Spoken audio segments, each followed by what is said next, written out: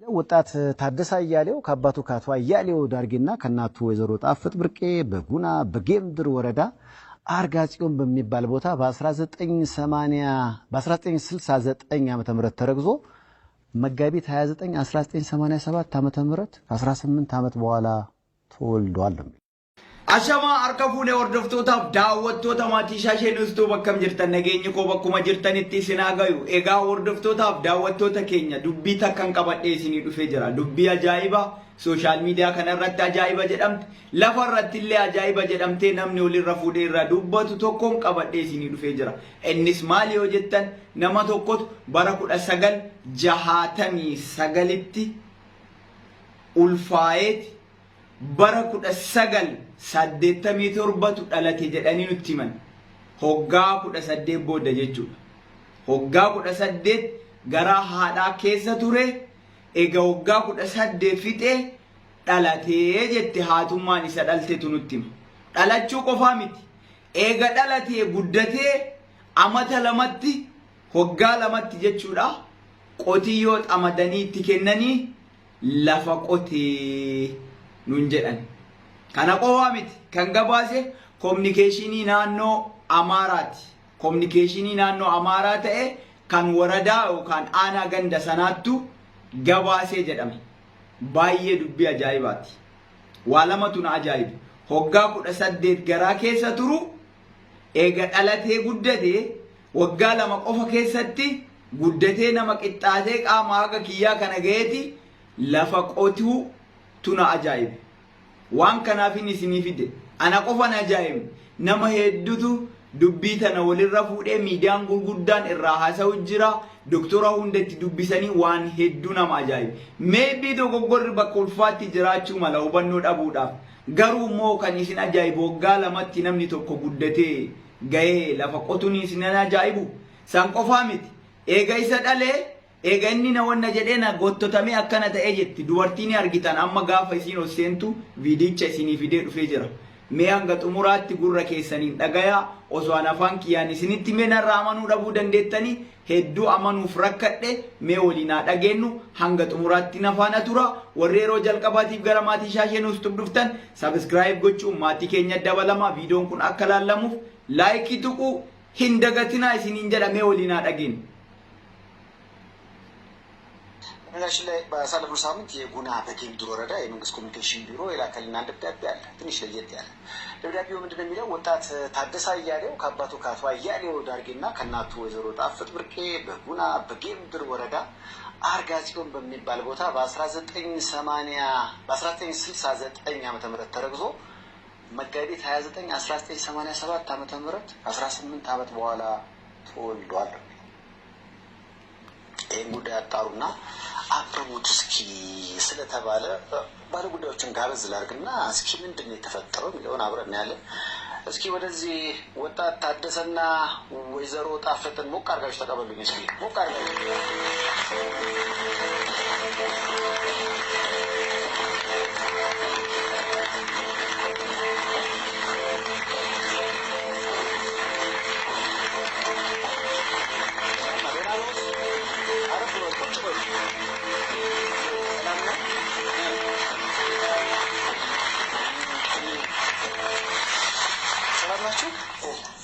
ሰላም ነው። እንደምን አሉ ማማ? እግዚአብሔር ይመስገን። ደህና ነዎት? ተመስገን ነው አለ መስገን አምላክ። ከዛ ከእናንተ ከምትኖሩበት አካባቢ የተጻፈ ደብዳቤ አየሁ። በደብዳቤው መሰረት ልጁ 18 ዓመት ነው የተረገዘው። የአካባቢውም ሰው እሳቸውም ይናገራሉ። ይህን ጉዳይ አጣሩና ለሚዲያ እንዲሆን አድርጋችሁ አቅርቡት ይላል። እርስዎ ምንድን ነው የሚሉት? እውነት 18 ዓመት በሆዱ ውስጥ ነበር ልጆት? እውነት እንዴት ይሆናል? ትንሽ ከበደኝማ። ታመነ ማንም ያምናል። ምራቁ እንጂ ሁሉም ያውቃል። አገሩ ሰው ያውቃል። ሁኔታዬ 18 ዓመት ሙሉ አንድ ልጅ እንግዲህ የሚረገዘው 9 ወር ነው። 18 ዓመት ሙሉ ሆዶ ውስጥ ሲገለበጥ ይሰማዎታል? ይቶታል። አዎ እንኳን ለኔ ላየኝ ሰው ያየዋል። ጨብጠዋል። አዎ እጅግሩን ድቅ ያደርገኛል። እንዲህ አድርገን ሆዳችን ጭብጥ ስናደርገው እንጨብጠዋለን። ምን ታሪክ ነው ነገር እናንተ እንዴት እናድርገው እያለ ሰው ሲያዝንልኝ ይኖራል። አሁን እኔም የሚያደርገኝ እናውቃለሁ እያልኩት ስኖር በ17 ዓመት እሱ ጋር እሱ አባት ጋር ተቀምጬ ሀዘ ወዲያ ነገሩ ጠና በሞት ወዲያ ስስት እንደው ቁጭ እያለሁ ለብቻ ወጣሁ። የእሱን አባት ወጥቼ ዓመት ገለሞት ገዘብች ጉድል ሊሆንች ሀዘ ወዲያ የሆነ ሰው መጥቶ ሁኔታዬን የሚያውቅ ሰው መጥቶ በትዳር ወሰደ። በትዳር ሲወስደኝ አንደኛውን በቃ መንቀሳቀስ አቃተኝ። እንዲህ ብሎ ማለት ደም ይፈስ ነበር። ቆመ። ደሙ ቆመ። አንደኛው ደሙ ቆመና ምን ቢጭኝ አቃቃተኝ። የተጨነፍኩ እስቲ ጎትቱኝ አንሱኝ እስቲ እንዴት ልሆን እንዴት እያልኩኝ ስለክ ተቀመጥኩ። አዛ ወደ ጀማል የሚባል ሐኪም የድሮ ሐኪም ነበር። አስወርኩ አቃቃተኝ። ይሄ ነገር እንዴት ሊሆን ሰው መረመረና እንዴት ነው አለ። ሀገር የሚያውቀኝ አይደል አንተዬ ሁሉ ያውቀኝ ነው።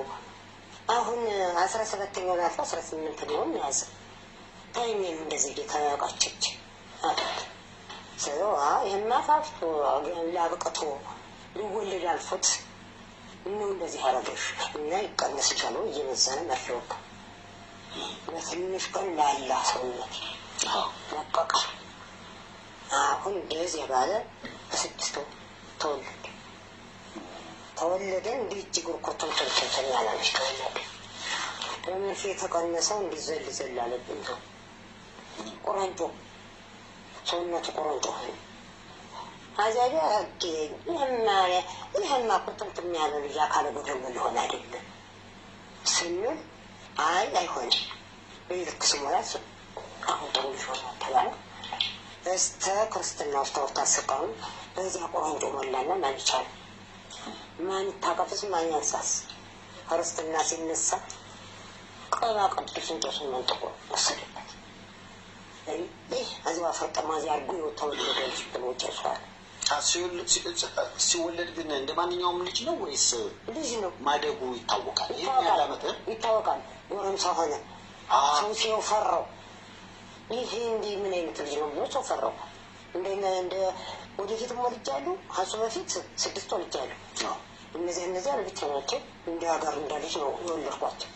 ይህ ግኖት ሀል እየበለጠ ሆነ።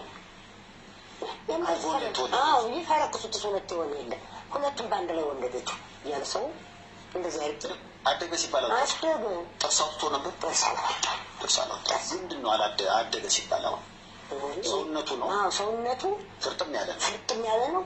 እሱም ተው እንዲህ አልተምዘገዘገ መድሃም ጀመረ።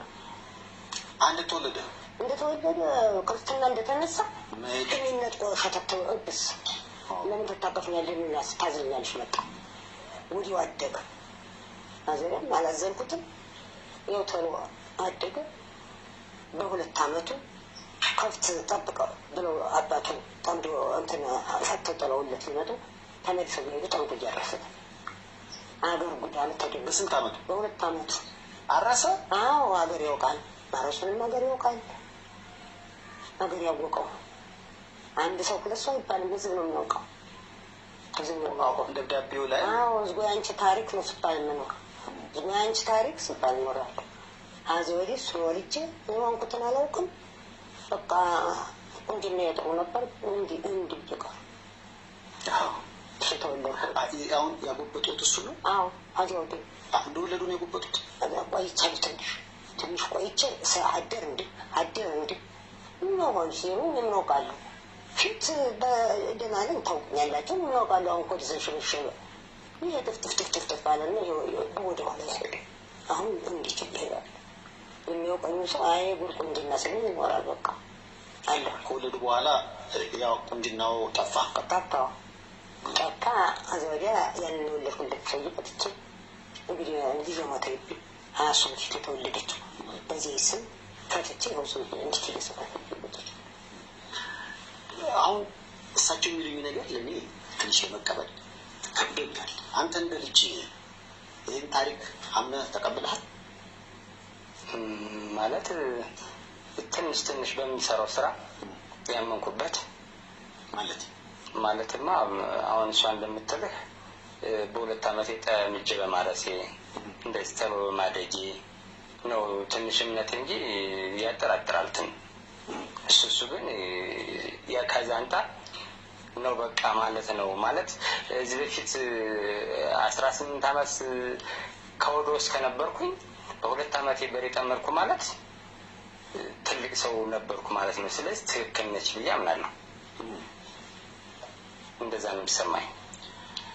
አሁን ደብዳቤው ላይ እንደሚለው ሰፈርተኛውም ሲጠየቅ አሁን የጉና በጌምድር ወረዳ የመንግስት ኮሚኒኬሽን ቢሮ እስቲ ጉዳዩን አጣሩት እኛ ከአእምሯችን በላይ ሆነ ነው የሚሉት እና ሰፈርተኛው አሁን ያንተን አስተዳደግ የሚያውቅ አሁን እሳቸው የሚሉትን ታሪክ ያምናል። አሁን ማለት ከማመንም በላይ ያውቃል። አገር በሙሉ ያውቃታል። አሁን የክምር ድንጋይ ነዋሪ በሙሉ ያውቃል። ስለሷ ትላልቁ ሰው በሷ ባሻለ ያውቃል። አንተ አሁን በ1969 ተረግዘህ በ19 ጊዜ ጋር እንደማየው በ1969 ተረግዘህ በ1987 የተወለድክ ይመስልሃል? እንጂ ያወዛግበኛል አይደለም? አዎ የቆሎ ካምብሯችን በላይ ነው። ትንሽ ታምር አሁን ለመቀበል ይከብዳል። አዎ ግን ሰፈርተኛው በጠቃላይ የሚል አሁን አንተ እንደ ልጅ ተወልደህ ወዲያው ወደ ስራ ብቻ መግባትህን ይህን ነገር አምን እንድንቀበል የሚያደርገን አይመስለኝም ለእኔ። ምክንያቱም አላጣራንም እንጂ በሁለት ዓመት ማረስ ትልቅ ነገር ነው። አዎ አዎ ነገሩ ሁለት ዓመት ማረስ ትልቅ ነገር ከብዳል። በሁለት ዓመት እዚህ ላይ በሁለት ዓመት ልጆች ማሰብኳቸውና ማረስ ተበኳል እሺ ብለው ስሎች ይበላሉ። ዋልድ ያልኩ ልክ ነው ልክ ነው። የእሱ ትንሽ ይሄ እንደ አንድ ለየት ያለ ነገር እንዳየው ያደርገኛል። ግን አሁን ማማ 18 ዓመት ማርገዝ በመሀል ሆስፒታል ሄደው ተመርምረው አሁን ብዙ ሞት የተባሉበትን አጋጣሚ ያስታውሳሉ? ማስረጃ አለ ለዛ? ቀን ዘመኑ በዝቷል። ጥቁር አንበሳው ላይ መጥቻለሁ። በጊዜው ጥቁር አንበሳ አርግዘዋል ብለውታል። በአንዴ ሽን ነው አርግዘሻል፣ ልጅ ነው፣ ትክክለኛ ልጅ ነው። ብዙ ጊዜ እኮ የተወለደ ስላቸው እንግዲህ ትክክለኛ ልጅ አለ ይሁን ይመረመር ነው ሽኮ ፍጥረት ነው ፍጥረት ነው ምን ለማድረግ ትችላለች። እዚህ ጥቁር አንበሳና በአንዴ ተመርምሬያለሁ። እስቲ እንግዲህ እንደው አንዳንድ ጉዳዮች ሳይንስ ሊታያቸዋል። መቼም እዚህ ምድር ላይ ተአምራት አለ። ሁሉም ሰው አንድ አይነት ተፈጥሮ አለው ማለት አይደለም። ግን ደግሞ የእናንተ ጉዳይ ትንሽ ለየት ስላለ ከህፃናትና እናቶች ጋር በተገናኘ በጣም ታዋቂ ዶክተር ናቸው። ዶክተር ሰለሞን ዛሬ አይቷቸዋል አይደለም? እስኪ እሳቸው ምን ይላሉ የሚለውን አብረን እናያለን። ዶክተር ሰለሞን እስኪ ሞቅ አድርጋቸው ወደዚህ ተጋብዙልኝ። ዶክተር ሰለሞን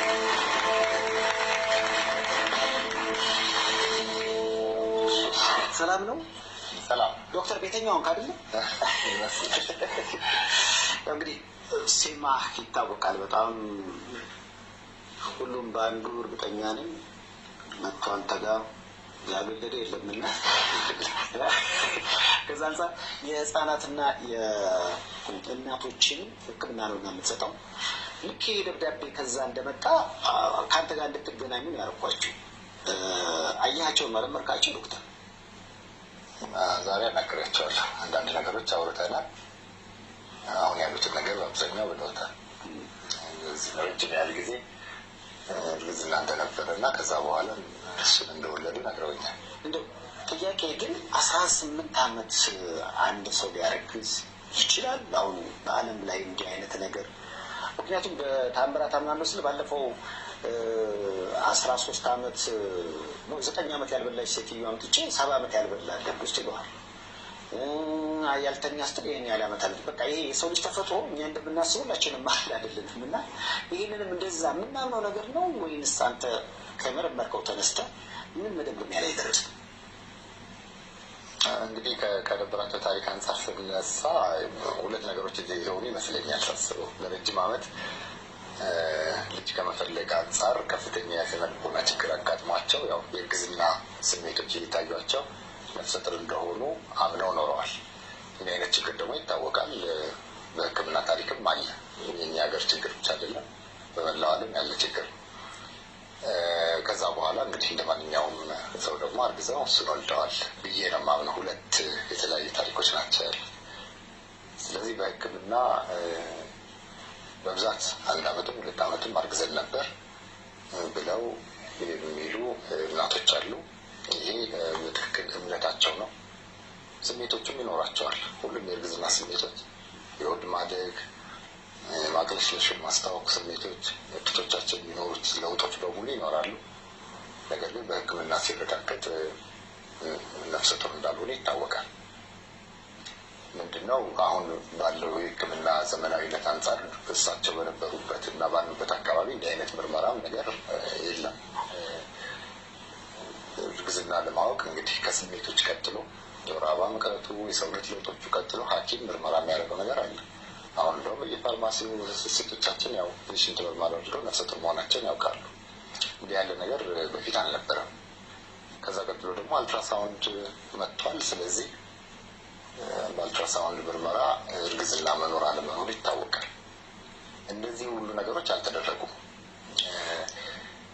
ስለዚህ በእንደዚህ አይነት ሁኔታ በእኛ ሀገር እንዲህ ያሉ ነገሮች ይከሰታሉ። በገጠር በምሰራበት ሰዓት እንዲህ አይነት ነገሮች ያጋጥሙኛል። 1-2 ዓመት አረገዝኩ የሚሉ ሰዎች የእሳቸው እንግዲህ ለረጅም ዓመት በችግሩ ሲሰቃዩ ኖረዋል ብዬ አስባለሁ። ቅድም ሲናገሩ እንደገባኝ ግን በመሀል እንግዲህ ፔሬድ ያሉ ደግሞ ደማ ያለው አሉ። ግን ደግሞ ወዲያው ጽንስ እንዳለ ይነግሩኛል የሚል ነገር ተናግረው ነበር። ሁለቱ አብሮ የሚሄድ ነው ዶክተር? ያው እንግዲህ እዚህ ጋር ምንድነው በሕክምናው ዚንዶ ፕሬግናንሲ የሚሉት ወይም የውሸት እርግዝና የሚባል የሕክምና ቋንቋ አለ። እንደዚህ አይነት እናቶች ወደ ሐኪም ጋር ይመጣሉ። አርግዣለሁ፣ እንደዚህ 6 ወር ሆኖኛል ወይ 1 ዓመት ሆኖኛል ወይ 3 ወር ሆኖኛል ይላሉ። በሚጠየቁም ሰዓት ሁሉም ምልክቶች ይኖሯቸዋል። የወር አበባ የመዛባት ብዙ ጊዜ የመዛባት ምልክት ነው የሚሆነው። ምክንያቱም በመሀሉ እርግዝናም እያለ የተወሰነ የደም መፍሰስ ሊኖር ስለሚችል ትቀበለዋለህ። በእርግጥም የወር አበባም ቀርቶ ሊሆን ይችላል። ከዛ በተጨማሪ ግን ሌሎች ምልክቶች ማቅለሽለሹ፣ ማስታወኩ፣ የሆድ መጠን ይጨምራል፣ ጡቶቻቸው ለውጥ ይኖራቸዋል፣ አንዳንድ ጊዜም ወተት ይኖራቸዋል። ልጆች እንቅስቃሴ የሚሰማቸዋል። ወደ ውስጥ እኮ የሚገራበጥ ነገር አለ፣ ይንቀሳቀሳል ይላሉ። ስለዚህ አምነው ተቀብለውታል። ያ ነገር አለ።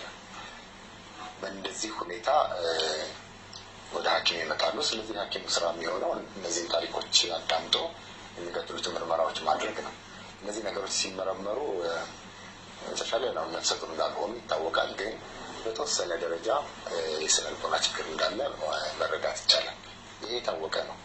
ምክንያቶቹም ያው በእርግጠኝነት ምክንያቶቹን ለማወቅ ያስቸግራል። ምክንያቱም በጣም አልፎ አልፎ የሚያጋጥም ችግር ስለሆነ ማለት ነው። ነገር ግን ያው እንደ መላምት ከሚገባው በላይ አሁን የሳቸው ታሪክ እንደሚናገረው ከነበሯቸው 6 ልጆች 3ቱን አጥተዋል። ከዛ በላይ ደግሞ እንዳውም ወንዶች ልጆች ነበር ያጡትና የወንድ ልጅ ፍላጎታቸው የልጅ ፍላጎታቸው ከሚገባው በላይ አእምሯቸው ማስጨንቆታል። የዚህ ጭንቀት ሰውነት ውስጥ እርሳቸው ሳይፈልጉት የሚመነጩ ንጥረ ቅመሞች አሉ፣ ሆርሞኖች አሉ። እነዚህ ምልክቶችን እንዲመጡ ያደርጋል። በአብዛኛው የሚታወቀው መላምት ይሄ ነው። ነገር ግን ይሄ ለእሳቸው ሊሰራ ይችላል። ሌሎች ሴቶች ደግሞ በተለያየ በሽታ ምክንያት የቆዩ በሽታዎች፣ በተለይ ደግሞ እንደ ከፍተኛ የሆነ ድብርት የሚኖራቸው ሰዎች በሚወስዷቸው መድኃኒት ሊሆን ይችላል ወይ በራሱ በበሽታው ሊሆን ይችላል። እንዲህ አይነት ጤና ችግር ያጋጥማቸዋል እና ወደ ሐኪም ሲሄዱ ያው ሐኪም የሚያደርገው ምርመራ አድርጎ እንዳልሆነ በስነ ልቦና ሕክምና መደረግ አለበት ብዬ አምናለሁ። በዓለም ላይ ረጅሙ እርግዝና ይታወቃል። ትክክለኛ ረጅም ትክክለኛ ሆኖ እንግዲህ አሁን እዚህ ጋር በሰለጠኑትም ሀገራት ድሮ አልትራሳውንድም የእርግዝና ምርመራን ባልነበረበት ዘመን እንደሳቸው አይነት ታሪክ አለ።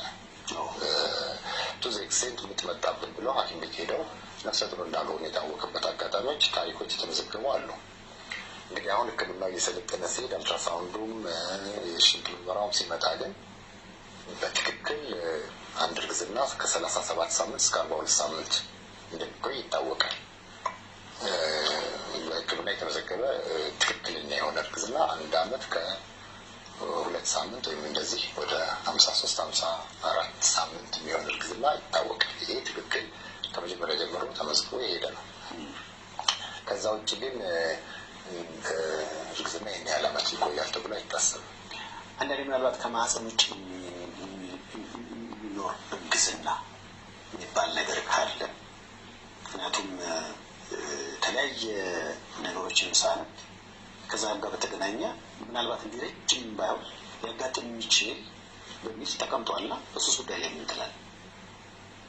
ከማህፀን ውጭ ብቻም ሳይሆን ማህፀን ውስጥም ሆኖ እኮ ልጅ ጠፍቶ ረጅም ዓመት ከ2 ዓመት ያህል ቆይቶ እንደውም በእኛ ሀገር የተመዘገበ ይመስለኛል እና ረጅም ዓመት ሆድ ውስጥ ከጠፋ በኋላ ከ2 ዓመት በኋላ በሕክምና እንዲወጣ የተደረገ እርግዝና አለ። ይህ እንግዲህ እርግዝና ከመቆየቱ ብዛት እንደ ድንጋይ ጥጥር ብሎ ማህፀን ውስጥ ሊሆን ይችላል። ከማህፀን ውጭ የሆድ እርግዝና ይባላል። ከማህፀን ውጭም ቆይቶ ረጅም ጊዜ ሊወጣ ይችላል። ይሄ በጣም ከማህፀን ውጭ የሆነ እርግዝና ለእናት ከፍተኛ የሆነ የሕክምና ችግር ነው። በደም መፍሰስ ምክንያት ብዙ እናቶች ሕይወታቸውን ሊያጡ ይችላሉ። አንዳንድ ጊዜ ግን ከማህፀን ውጭ የሆነው እርግዝና ሳይሆን ቀርቶ ሆድ ውስጥ ሰውነት ተቆጣጥሮ ይዞት አደጋም ሳያደርስ ረጅም ዓመት እዛው እንግዲህ ከፍ ያለ እርግዝና ከሆነ ቆይቶ እንደ ጠጣር ምንድን ነው አሁን አንዳንድ ጊዜ ወደ ሐኪም ቤት ሲሄዱ ያበጠ ነገር አለ ሆዳቸው ውስጥ ተብሎ በአልትራሳውንድ ታይቶ በኋላ ኤክስሬይ ሲነሳ የፅንስ የአጥንት ፓርቶች ይታያል። እንዲህ አይነት የሕክምና ችግር አለ። አሁን እሳቸው በህይወት ተወለደ የሚለው ነገር ካስተጋር ከማህፀን ውጪ በጣም አልፎ አልፎ ነው እንደው ከ30,000 አንድ ሊያጋጥም የሚችል ስለሆነ አልፎ አልፎ የሚያጋጥም ነው። እሳቸው ምናልባት አሁን ከወለድኩ በኋላ ነው የወለድኩት። ኦኬ እሱ እንግዲህ ቆይቻለሁ ብለዋል። አክቹዋሊ እድሜያቸው ከፍ ብሎ ነው እንግዲህ እሱን የወለዱት። ከዛ በፊት 6 ልጆች ወልደዋል። የጀርባቸው መጉመጥ ከብዙ ጤና ችግሮች ጋር ሊገና እድሜያቸውን አሁን ለምሳሌ ስንት ዓመቶት ነው? አሁን 71 እሱን እንግዲህ ወደ 43 ዓመት ያክል እሱ አሁን 27 ዓመቱ ነው አይደለም? 27 ዓመት 43 አካባቢ ነው የወለዱት ብዬ አስባለሁ። በዚያ እድሜ ደግሞ ይወለዳል 43 ብዙ ነው። ከዛም በላይ ከ45 ይወለዳል። እንግዲህ ያው መነጋገሪያ ስለሆነ ጉዳዩ በተለያዩ ያሉበት አካባቢ ያው ሁሉ ሰው ሲመሰክር ነው። የጉና በጌምድር ወረዳ የመንግስት ኮሚኒኬሽን ቢሮ ይህን ጉዳይ እስኪያውጣሩት። ምክንያቱም በዓለም ላይ ጊነስ ቡክ ላይ የተመዘገበው ረጅም እርግዝና 17 ወር ነው። 17 ወር ነው ይላል። የእርስዎ ደግሞ ይሄ በአመት ማለት ነው የመሆኑ ነገር አሁን ዶክተር እንደሚሉት ከስነ ልቦና ጋር የሚገናኝ አርግዣለሁ ብሎ የማሰብ ነገር ነው እንጂ አርግዘው ላይሆን ይችላል። ይሄ ነገር የመሆን ነገሩን መቀበል በጣም ይከብደናል። አጠቃላይ ምንድነው የሚመስለኛል ዶክተር? አብዛኛው በንግግር ነው እንትን ያልኳቸው። ተለቅ ያለ ምርመራ ውስጥ አልገባሁም። በጣም ያለፈና የቆየ ታሪክ ስለሆነ አሁን ምርምር የምታገኘው ነገር አይኖርም። አንተስ ምን ትላለህ? የስታ ታሪክ ትንሽ ከብዶ ብዙ ይኖርክ ይመስልሃል? ሰው በሚል እንትን ሽማግሌ ምናምን ይሉኛል። ትልቅ ሰው ነው ይሉኛል። እዛ አሁን ኮድኛ አጠቃላይ 26 ተባለ እንጂ አጠቃላይ ኮድ 47 ይላሉ። 45 እንደዚህ ይደምሩታል አይደለ? ወደ ውስጥ የነበርከው ሲደመር እኮ አጠቃላይ 47 ገባ። አንድ ነጭ እንኳን ነገር አለ። አንተ ሽማግሌ ይለዋል። ትልቅ ሰው ምናምን እንደዚህ ያከብሩኛል። ያከብሩሃል? ስትመጣ ኖር ትባላለህ። አይ በቃ ከወጣቱ ጋር ስትል ምናምን ትልቅ አንተ ነህ ምናምን ይሉኛል። ግን ያደረሰብህ ችግር አለ ሰፈር ውስጥ? ሽሚያዊ የለም።